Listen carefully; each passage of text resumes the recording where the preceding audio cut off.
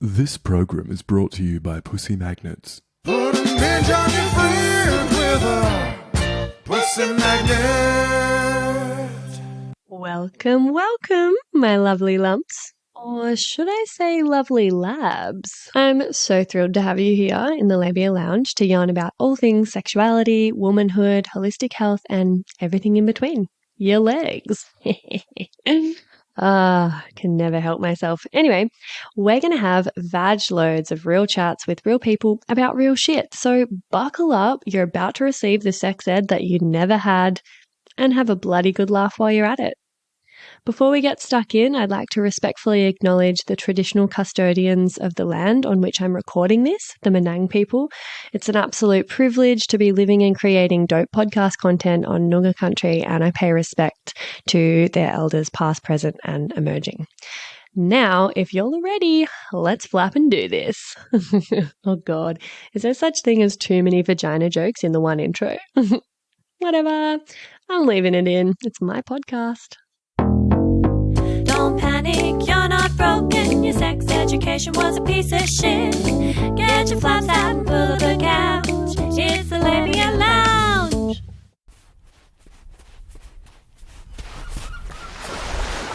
Ah, shit. Far out, woman. What's got sand in your clam now? Pew, pew, pew, pew, pew, pew. Sandy my clam. What's up, labial lovers? Welcome back for another round of Sand in My Clam. I've brought in two of my dear friends to have some yarns with me today. I've got Hannah, who you've all met before, possibly multiple times. She's a repeat offender here on the Labia Lounge.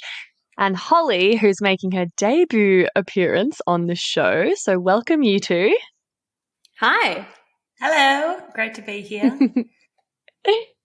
So Holly and I recently got into some chats actually on the beach about our main topic for today, and we decided that it was episode worthy, but Hannah has no idea what we're going to be speaking about, and I just knew that she'd have plenty to weigh in on this. So Holly, did you want to tell Hannah and the rest of the listeners what's getting sand in your clam? Well, this has been something that's been getting sand in my clam for a long time, and I really hope that a lot of people can relate, which is this kind of like shame, guilt, and disappointment I feel that I'm not like the perfect woman that we're told that we're meant to be. And then I get even more ashamed and feel more guilty and more disappointed in myself for even wanting to try, because it's all just made up. It's like all just made up expectations and beauty myths and constructs. And I'm like, oh, that's that shit that they use to hold us back. And it's all totally made up. So why do I still aspire to it? So I not only feel bad for not being it, I feel bad for wanting to be it.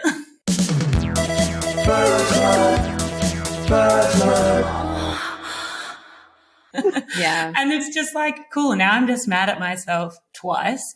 And yeah, that really annoys me. Mm-hmm. Yeah, okay, that's a big one.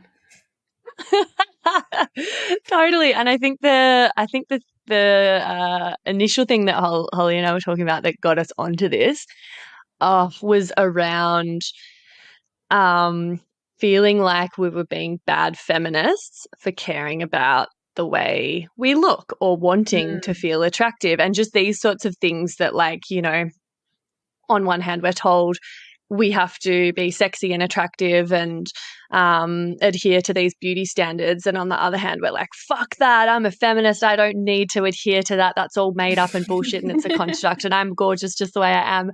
And then you're like, but I kind of want to shave my legs when I go to this dinner party. And what does that say about me and my like feminist stance, you know? So this kind of inner conflict that we're always up against with regards to, being the ideal woman, being the ideal woman that like for ourselves, like especially people who really identify as quite empowered women, you know, feminists.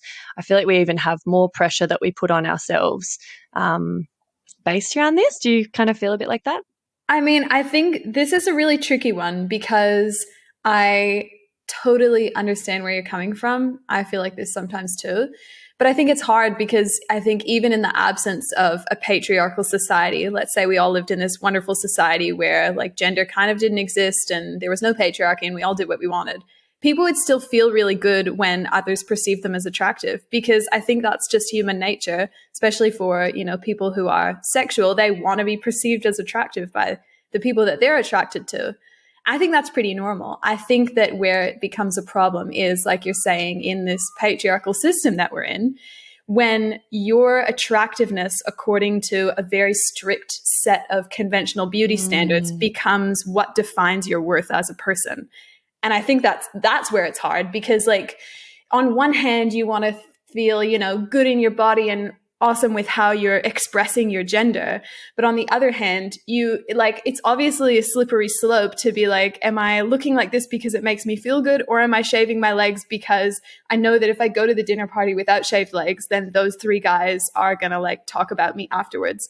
And so I think that that's where it really gets tricky for me, is actually trying to separate where your own expression of yourself starts to melt into where your own expression of yourself starts to turn into you trying to please someone or look good for someone or for someone else's gaze.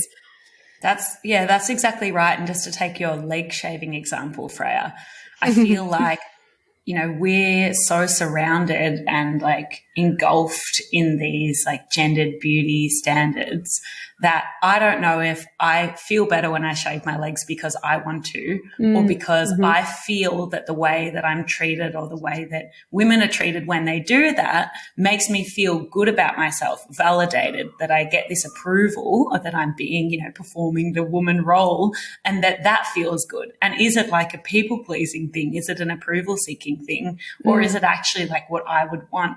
It's hard. None of these things exist in a vacuum. Yeah. But I was listening to, I think Hannah Gadsby was on a podcast, maybe The Guilty Feminist, and she was talking about, I think someone asked her, what kind of pressure on women to be feminine would you remove?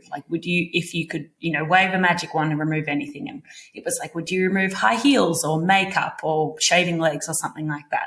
And she's like, I would never get rid of any of those things. I would get rid of the pressure that people feel to adhere to them. Yeah, so, absolutely. Exactly like what you were saying, Hannah, which is, if you want to wear high heels because that makes you feel sexy and powerful, then you should. And then if you want to shave your legs or not shave your legs, it's about that pressure to conform. And that's, I think, what gets me in such a bind, which is I'm striving for these things that I know are really unrealistic and that actually probably won't make me happy and aren't what's important in life. And they're actually not the things that I value. They're not the things that feel important to who I am. And yet I feel pressure to meet these things, and then bad if I don't. Yeah. And it's that struggle between that external approval and maybe being true to who you are, and that sort of, and then you either feel I look fantastic, but I don't know who I am. Or I don't feel that great about myself when I compare myself to others, but I really feel that I'm doing something good, or I have a sense of who I am, which is, just a small thing for a Tuesday morning.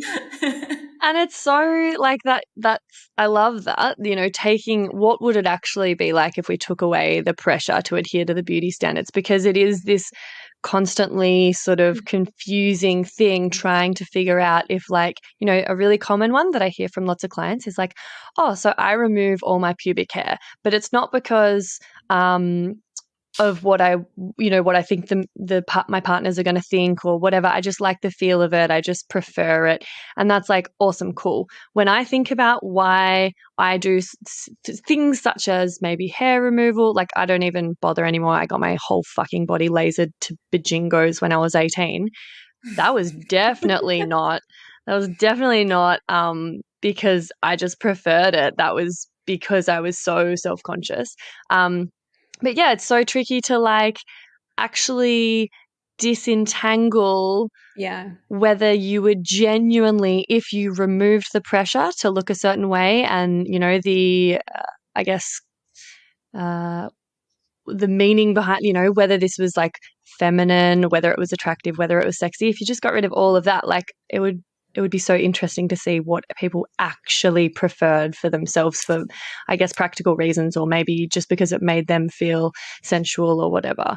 But I think it's impossible to tell because, we don't live in a vacuum. And the damaging thing is that we are judging ourselves one way or another. We're judging ourselves for not adhering to it. We're judging ourselves for wanting to adhere to it. We're judging ourselves for feeling shit if we don't and feeling good if we do. We're like, oh my God, I feel so sexy and I look awesome. But also like, what a vain, guilty feminist I am for even wanting to, yeah. It's like, fuck. You know what? This is something that I've been thinking about recently. This whole idea of vanity, I think really annoys me because I think it sort of comes from this, like decades and decades ago mindset. My mom often says that like her mom would say to her, so this is like a couple generations before us, like, oh, if you look at yourself in the mirror, for too long, her mom would be like, you're so vain.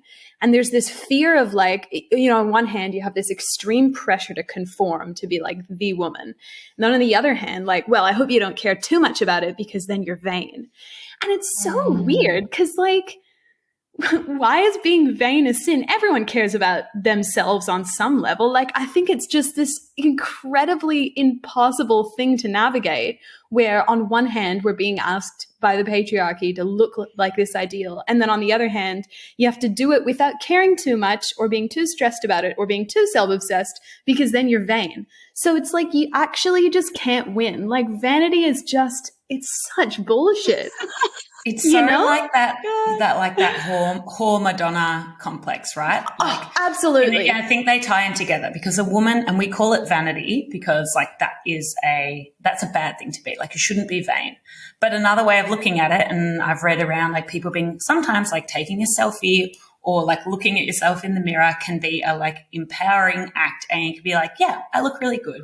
And we know the powerful women are apparently very dangerous. And therefore, it's really important that we tell them not to look at themselves too much and think they're too sexy or amazing because that would be a threat. And so the kind of self-loathing woman is like virtuous because it's like she knows her place and it's just, like everything's kind of tied into that.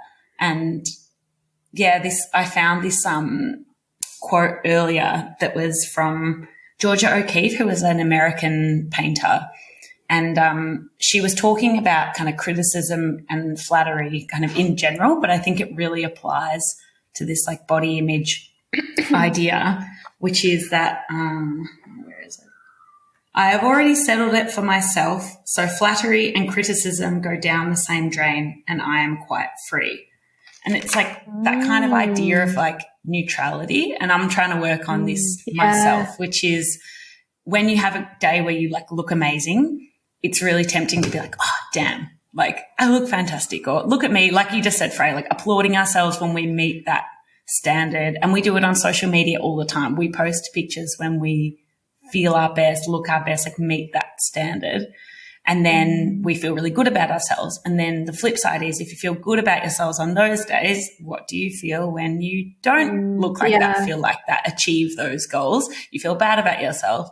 And that quote for me is all about that neutrality. It's like if we constantly tell ourselves we're amazing for, being thinner or wearing clothes we can't afford or kind of being, putting ourselves first all the time, then we kind of, with the same hand, will like harm ourselves when we're not doing things right. So sorry, I sort of. And even when you are feeling like really like fine, then this sort of attack on, oh, well, you're vain kind of can come in, and we even will do that to ourselves, And like I love that you mentioned neutrality because I've done an episode with an amazing guest called Jessie Nealand, and it's on body neutrality, and that's like their whole thing. They coach people on this, and they're like, I actually think this whole like self-love, love your body just the way it is, be like so fucking in love with yourself. She's like, that's kind of bullshit, and it's like not that achievable for everyone, at least not straight away. So what I work on with people is like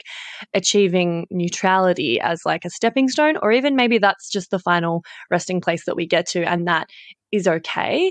And it's so much better than attacking ourselves. And and I also thought it was I was like laughing when Hannah, you brought up the vanity thing and like, taking selfies and things like this, because it's the perfect segue. I was actually trying to figure out earlier, because Holly and I had another topic that we were kind of ranting and getting our clams all sandy about at the beach, actually. How good. I didn't even put two and two together earlier.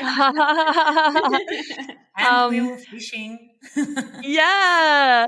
But it was around you just segued perfectly, because it was around this thing that kind of bothers us, where we would love to have a few more like nice photos of us. We are often the ones in our relationship where we take photos of our partners or of like the times that we're having, and often we'll see a setting, we'll see them looking really gorgeous, or they're in a beautiful location or whatever, and we just think, oh wow, that would make a great photo. Won't that be great to have that photo and look back on? And we'll be the person to do that.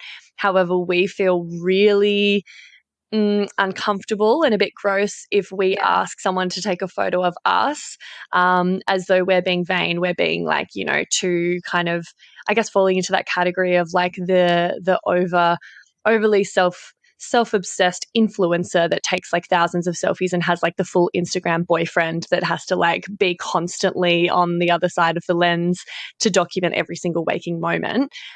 We kind of feel a bit like that if we even request like a photo be taken of us. So yeah. And it's even that little dismissive way, like my partner is like very patient and loving, but he just doesn't, he's not visual in the way, like he doesn't stand looking at, if I'm standing on a rock in front of a sunset or something and I'm just being like, oh, look at this amazing place. His brain doesn't go like, oh, snap. Like that would be a cool picture and Holly would really want to remember this moment. His brain doesn't go that way in the same way that mine does. And I respect that. But then when I ask, I go, hey, like, can you just take a picture of me and this sunset so that I can remember this beautiful place that we probably will never come back to? It's like, he's not even disparaging. It's just the kind of like, oh yeah, sure. But it's almost like I feel like I've asked him to like, go set up the wind machine. I need 3 hours in hair and makeup and you must take at least 1,000 images over the next 3 hours. And if you're not all wet and sandy by the end of it, rolling around for my needs, then like you're a failure as a partner.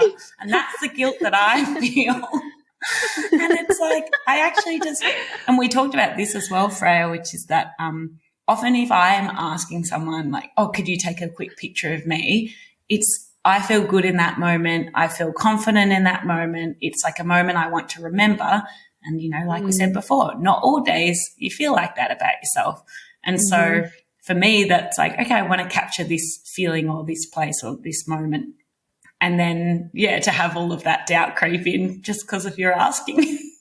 Yeah, because, I think the assumption is that if you want a photo taken of yourself, it's because you're feeling like a bit hot and you want to like put it on social media and you want to be like, look how hot I am, look where I am, like to show off or something. And even though that might not be the case, and also fuck it, if that's the case, dope, like get it, girl. Like if you're feeling shit hot and you want that documented and you want people to see that and that helps you feel better about yourself, like sure, like maybe we shouldn't be seeking validation externally in this way on social media, but it's a thing, shouldn't be feeling ashamed for that necessarily. But also, like Holly pointed out, like sometimes that's not the reason at all. You don't even plan to show anyone the photo. You just really want to remember that moment. And you're also feeling quite like, I feel like this a lot at festivals. Like I'm often in these like epic, really creative outfits that I feel pretty empowered in and pretty excited by. I'm dancing to music I love. I'm in flow. I'm feeling like incredibly in love with myself and empowered and just juiced up. And I'm like, wow, this is, if you were ever going to capture my essence when I'm at my best and fully in my personal power, this would be the time. And I want to capture that so I can look back on that when I'm not feeling so great or in my power, But yeah, I mean, unfortunately, we don't have the kind of partners that just think to do that. And then I guess that's on us to be like, hey, would you mind capturing this? Because, as you said, Holly, like neither of our partners mind doing that. But even just the little, like, I don't know, there might be almost a bit of a like, oh yeah, sure. And then they'll take like one and you'll be like, oh, do you mind like maybe getting like another like this? Or you just feel so bad. Like you're asking something so unreasonable and you're being so like self-obsessed, which is just not the case. And you kind of just wish that they would be like, fuck yeah, you look sick. Like, what about this now? All right, you and this person, like maybe do that. Just want them to kind of like do a mini photo shoot. I mean, not always, but because that's what I do. Like when I see that, I get so much Totally. amazing footage of my partner. If he's doing something really funny or he looks really hot, I'm just like, oh my fucking God. And I get my camera out. Honestly, can we just get a moment of appreciation for the people who take photos like that? I Yes. try to do that for my friends, but when I have friends that do that for me, it's huge. So if you are listening to We this, see you. this is something you can do for your friends. Yeah, if you don't do this already, get on it because it makes people feel so good. And I think everyone feels awkward asking for things like this. So Just yeah, volunteer I it. think- Yes, that's so Oh, true. And then they have that huge. afterwards. They have that memory and they didn't have to ask for it and they didn't have to feel like they were up themselves Yeah. being like, can you take a photo of me because I'm hot? You know, like that's what I was appreciating. And this is, I think, how Holly and I got talking about it because she had a little like point and shoot camera and like a really good phone camera. And we her and her partner Lucas, who are really dear friends of ours, like came and visited us in WA. We went for like a week down south. We went to the beach. We were camping, and Holly was taking all these photos, and I was like, "Oh my God, that's actually such a refreshing and valued contribution." Because like Lockie and I have zero, like I have no photos of myself unless I basically force him to take them of me. So it was really cool having someone there that was just like doing it without being asked and also knows how to take a good photo. And it's cool when there's someone like that in the friendship group that's, you know, that thinks to do that. It is a really beautiful offering that you can give your friends. So nice one. Yeah, Hannah. it's interesting because, and I'm glad to hear that it's something that is valued because being with somebody, like being in a relationship with someone that isn't visual in that way, I feel like that person that's like taking photos of their breakfast and posting it on Instagram. Like I don't personally do that. If you do that, I'm sure your breakfast look great. But it's just one of those things where like I probably take, you know, a couple, especially on holiday, right? You're like, oh, it's all so new. So I'll take like a couple of pictures of this cool tree or like, oh, look at this beautiful sunset, whatever it is. And I just feel like I'm taking too many. And it depends who you spend time with. Like Freya's gorgeous partner, Lockie, is like some amazing outdoor action man. And so he feels so like he doesn't wear shoes. He's at one with nature. And I just feel like this little city kid that's got my device, like the kid who's obsessed with his technology and White Lotus and like can't live without his phone. Like that's how I feel by contrast. So it's also that like, you know, it's not very, I don't know, like holistic or nurturing to be like with your device all the time. And so then that's added on the kind of vanity thing. Yeah. And I mean, I can't even tell you how many times, especially like when I was rolling with the Confest crowd and that more sort of conscious community, even though they're constantly doing boudoir and naked photo shoots, it's not cool to get your device out if you're just hanging out. And I've been shamed so many times and it's just one sentence. It's just like, oh God, how do they say it? Something around, oh, like, why don't you just like be present in the moment and live it and enjoy it without having to be behind the lens or without having to capture it? Like, just enjoy the moment and be present. And it's like, shut down, you're being shamed for bringing out your camera. Like, how fucking dare you? And I understand, like, I do get it. And but you know, I'm never going to be one of those people that's like attached to my device constantly and constantly taking photos of everything. Like, that's just not me. I'm quite discerning about when I do get the camera out, but I hate how like guilty I feel about it when I do because of that attitude of like, just like live in the moment. Absolutely. Totally felt that as well. Hey, Babe Towns. So sorry to interrupt, but I simply had to pop my head into the lounge here and mention another virtual lounge that you've got to get around. It's the Labia Lounge Facebook group that I've created for listeners of the potty to mingle in. And there you'll find extra bits and bobs like freebies or discounts for offerings from guests who've been interviewed on the podcast, inspiring and thought-provoking conversations, and support from a community of labial legends.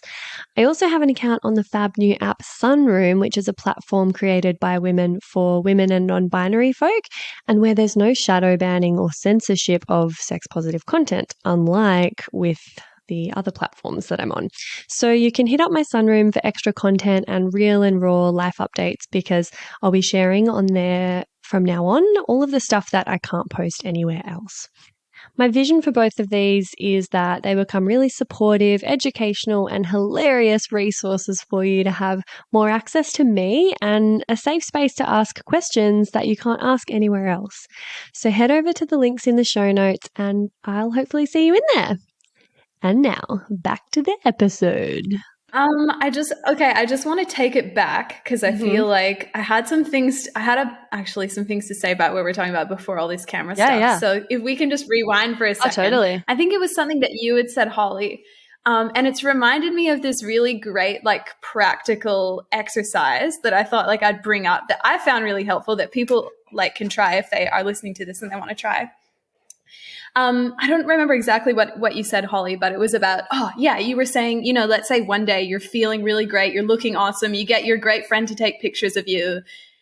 If you attach too much of your sense of worth to that, the next day when you're kind of feeling shit, just wearing like a massive t-shirt dress, which is pretty much all that I wear when I'm at home, just a big t-shirt. That's a hot look. not looking like this. Well, I mean. For the listener, Hannah is looking fabulous with her fresh Aurora style haircut. Yeah, she looks like she's from Lord of the Rings, like full elf vibes. But also in like a 90s punk band. Totally. Oh, wow. Killing it. Okay, Killing great for it. my ego right I'll now. get my camera out. Thank Hang on. you. Okay, well, let's say in 2 days from now, when I'm feeling really shit and my hair is looking kind of ugly, and I'm just thinking like, what the hell? One exercise that really helped me, which is super easy, and I actually did this, my psychologist gave this exercise to me when I was having this big identity crisis and I wanted to change careers, is she said to like write down all of the things that make you worthwhile as a person. Because I was attaching too much of my self-identity and self-worth to my career. And I think that lots of us do this with the way that we look. Yeah. We think that the reason that we're great or the reason that our partners love us, this is a really good one to do, is like, why does my partner like me? Or what do people like about me, my friends, whatever. And you write them down. And it's interesting because you'll notice that like chances are you might not know why people like you, or you might only be able to think of a couple things. And then chances are if you asked a friend, why do you like me? They'd be able to come up with a bunch of things, and maybe none of it would be about your really cool haircut. I don't know if you guys like me just for my haircut, but hopefully, fingers crossed, that's not why.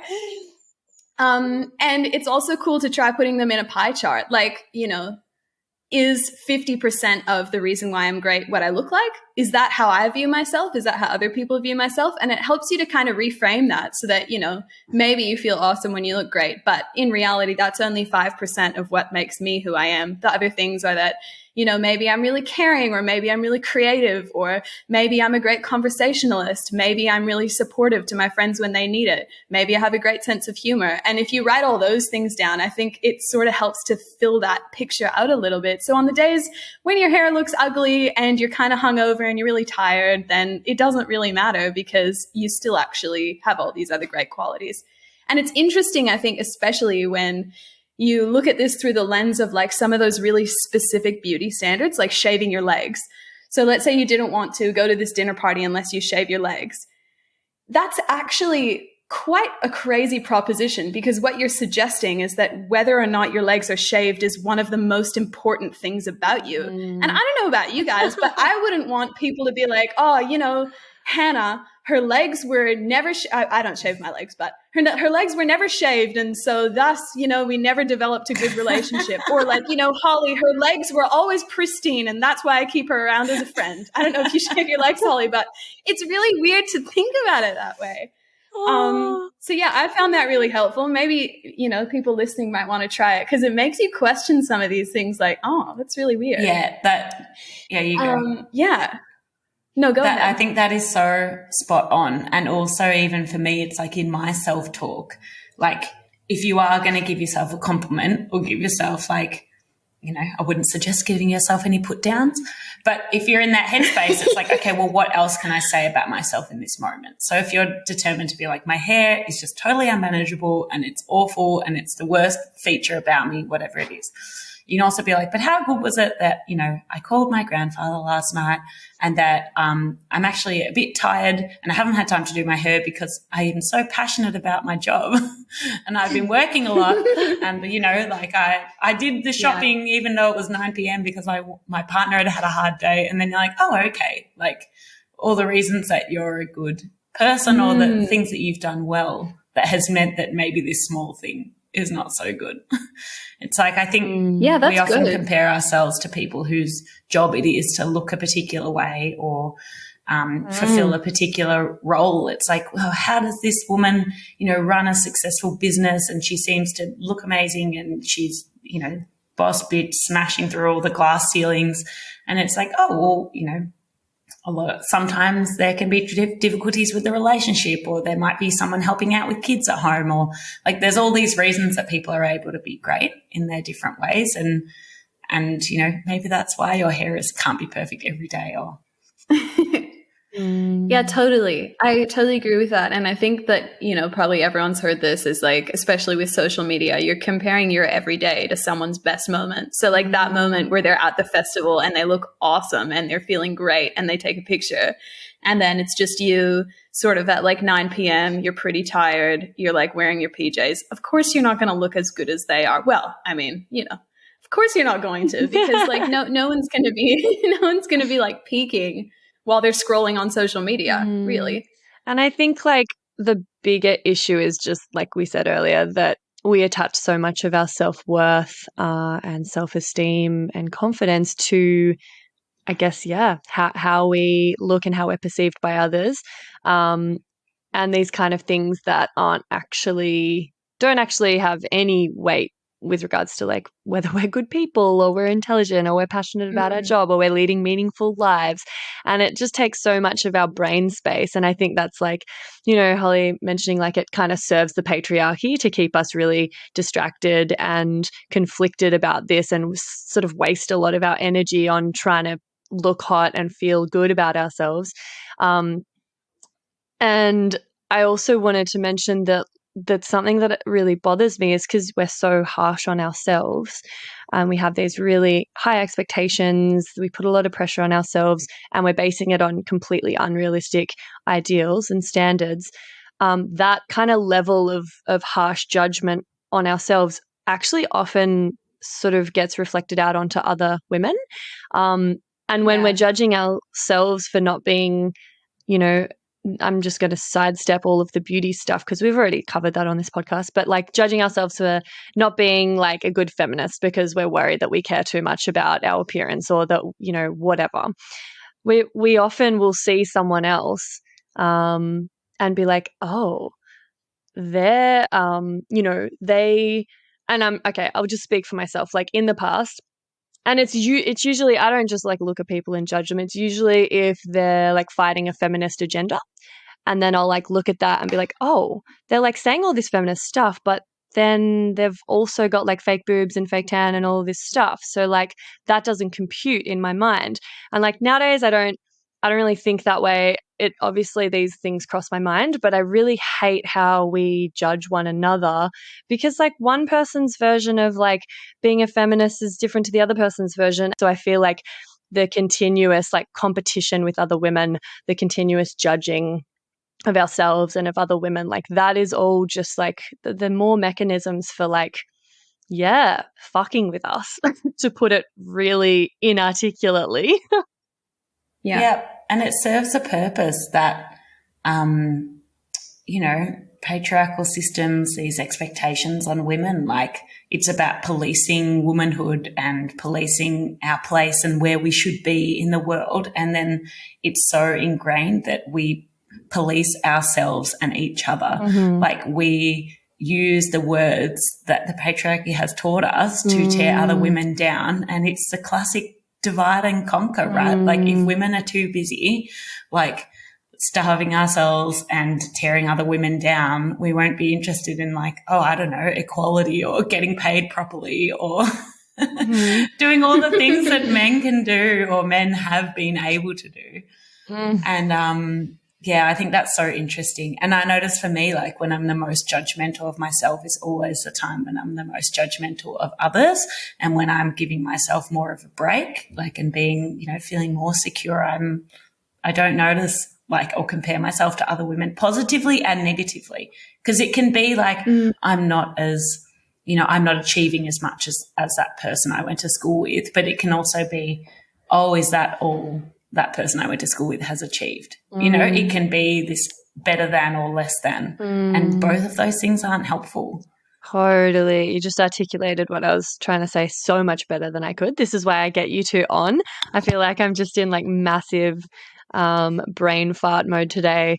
So thank you for putting into words what I think and feel, because I wish being a feminist actually just equated to being an advocate for women and loving women rather than hating men and like hating other women who don't measure up to our idea of what it is to be a feminist and stuff, and that the judgment that comes in. It would be nice if all it took to be I mean, I think all it takes to be a feminist is just really, really loving and advocating for women and for ourselves and for everyone. I mean, not just, you know, automatically hating men because of the patriarchy, and it's just so much more complex and nuanced than that. So yeah, and even as Hannah said up front, that you know, doing things for us because it feels genuine or it feels authentic to us, like, you know, shaving the legs because you want to and you feel better. And again, we can't remove ourselves from this, but trying to live in that kind of authentic way to you, or in the way that makes you feel happy. And it's interesting for me, like a good exercise is like if I'm not feeling great about myself or feeling like I'm not doing enough to be this, you know, the perfect person, is you spend time with people who know and love you and you feel great. Like you don't feel that self-doubt when you're surrounded by people that, you know, your tribe or your people where you feel that you belong. And as Hannah was saying before, they're not saying like, oh God, her legs are so smooth and we just love hanging out with her. It's like, oh, I'm having interest. I feel like I'm interesting. I feel like I'm a good friend. I feel that I'm a good listener. I feel that, you know, that it's mutually beneficial, this friendship and all those things that make you feel good. And what do you know? It's nothing to do with like how you look or what you've achieved professionally or. Hey, me again. If you'd like to support the potty and you've already given it 5 stars on whatever platform you're listening on, I want to mention that you can buy some really dope merch from the website and get yourself a Labia Lounge tote, tee, togs. Yep, you heard that right. I even have Labia Lounge bathers. Or a cute fanny pack if that'd blow your hair back. So if fashion isn't your passion, though, you can donate to my Buy Me a Coffee donation page, which is actually called Buy Me a Soy Chai Latte, because I'll be the first to admit I'm a bit of a Melbourne cafe tosser like that. And yes, that is my coffee order. You can do a once-off donation or an ongoing membership and sponsor me for as little as 3 fat ones a month. And I also have a Sunroom profile over on the Sunroom app, as I've mentioned.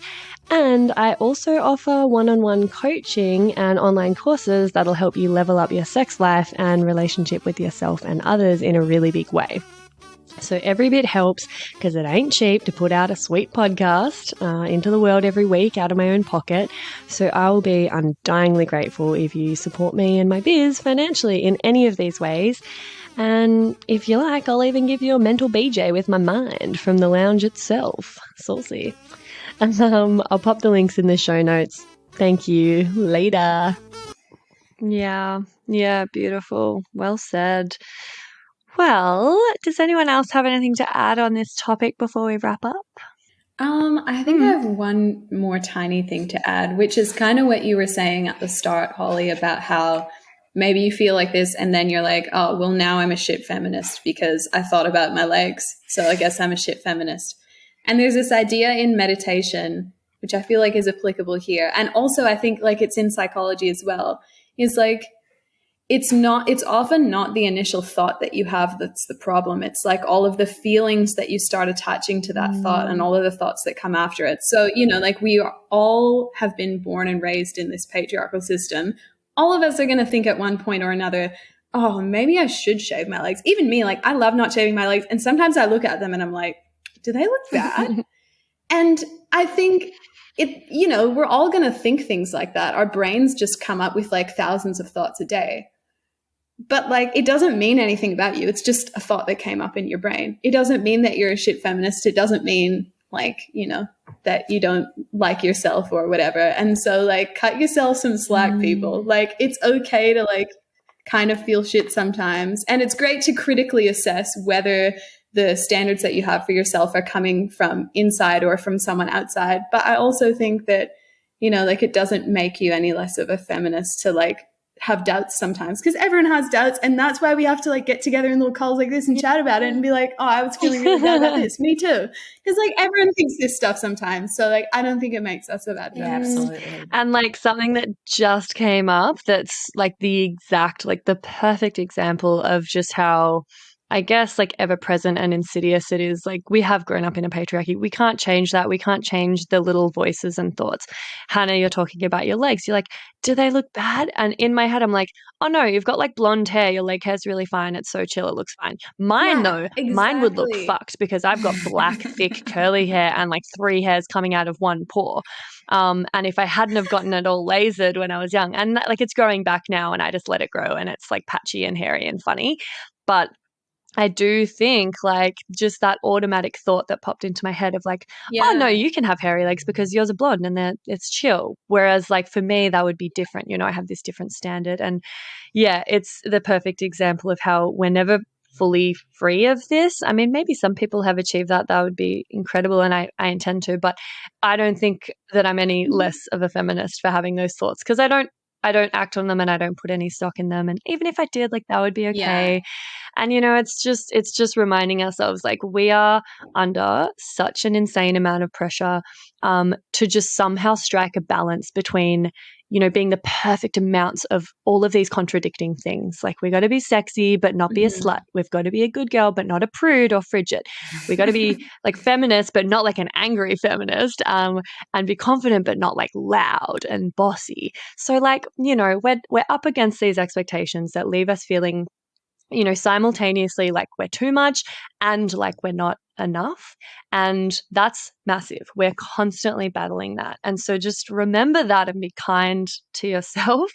And these, I'm looking at 2 of the biggest fucking feminists I know on this call. And like, I know I've had conversations with both of you about niggling little things that we don't feel great about with regards to, I don't know, how we compare our bodies to some beauty standard. And like, we're still epic feminists. Like it doesn't mean shit, so go easy on yourself and try not to add that second layer of judgment. We're already feeling bad about one thing and then we're judging ourselves and feeling worse. So just like try not to add the next layer.